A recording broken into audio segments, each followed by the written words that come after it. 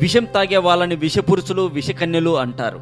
అసలు విషకన్యలు, విషపురుషులు ఎక్కడ ఉంటారు, ఎలా ఉంటారు, అసలు విషకన్యలుగా మారడానికి కారణాలేంటి, విషకన్యగా మారి ఏం చేస్తారు, ఇవన్నీ తెలుసుకోవడం కోసం ఈరోజు స్పెషల్ స్టోరీలోకి వెళ్లే ముందు కర్ణాటక రాష్ట్రంలోని ఒక వింత వ్యక్తి గురించి మీకు చెప్పాలి.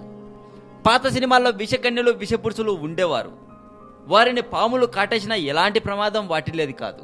అచ్చం ఇలాంటి వ్యక్తే కర్ణాటక రాష్ట్రంలోని విజయపుర ప్రాంతంలో బీజాపూర్ అనే గ్రామంలో ఉన్నాడు. ఈ గ్రామంలో కనీస వైద్య సదుపాయాలు కూడా లేవు. దీంతో ఈ గ్రామంలోని వారికి ఏ రోగం వచ్చినా, రొస్టు వచ్చినా పట్టణానికి వెళ్లాల్సిందే. ఈ గ్రామానికి చెందిన లింగరాజును పాములు కాటేస్తున్నాయి. గత 10 ఏళ్లలో లింగరాజును పాములు 12 సార్లు కాటేశాయి.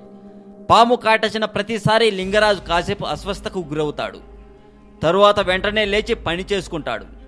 కనీసం ఒక్కసారి కూడా ఆసుపత్రికి వెళ్ళలేదు.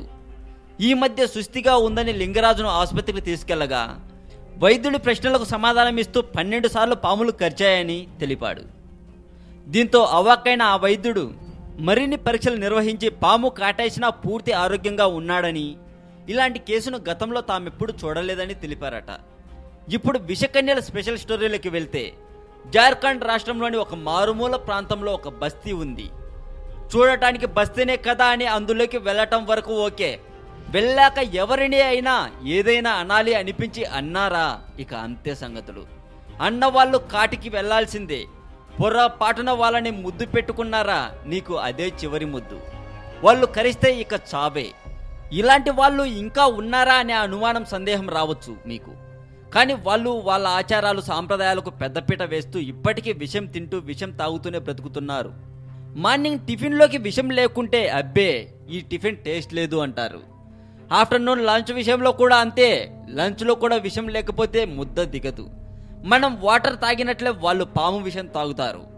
ఎందుకు అలా అంటే, మా వంశ ఆచారం ఇది, మేము చిన్నతనం నుండి తింటున్నాం, తాగుతున్నాం అంటూ చెప్పుకొస్తారట అక్కడి ఆదివాసీలు.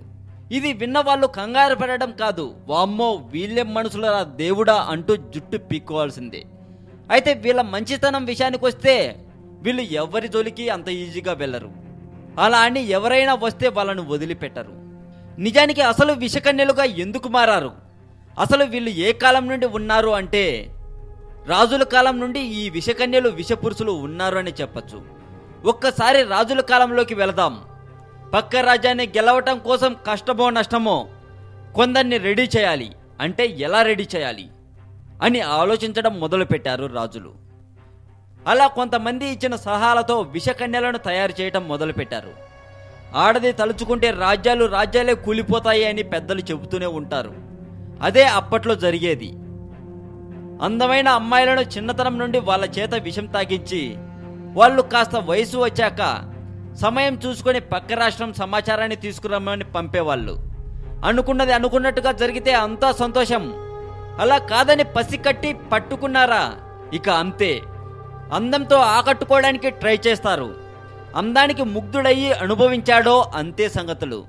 వాడు రాజు అయినా, మంత్రి అయినా. అలా కాదని నీ పప్పులు నా దగ్గర ఉడకవు అన్నారో, వాళ్ళ ఒక్క పంటికాటు చాలు ఎదుటివాడి ప్రాణం పోవటానికి. ఇలా పూర్వమే రాజులు తయారు చేశారట విషకన్యలను. ఒక విషకన్యలనే కాదు, విష పురుషులు కూడా తయారు చేస్తారు. అలా వచ్చిందే ఈ విష మనుషుల వంశం. వాళ్ళ వంశ ఆచార ప్రకారం వాళ్ళు విషం తాగి విషం తినాలి. ఇప్పటికీ ఇలాంటి మనుషులు ఉన్నారు అని ఆశ్చర్యపడక తప్పదు. ఈ వీడియో మీకు నచ్చితే లైక్ కొట్టి మీ ఫ్రెండ్స్కి ఫేస్బుక్ ద్వారా షేర్ చేయండి. మరింత ఇలాంటి సమాచారం తెలుసుకోవాలని మీకుంటే సబ్స్క్రైబ్ చేయండి తెలుగు మోజో ఛానల్. ఇలాంటి రియల్ క్రైమ్ న్యూస్ కోసం సబ్స్క్రైబ్ చేయండి తెలుగు మోజో కథలు ఛానల్.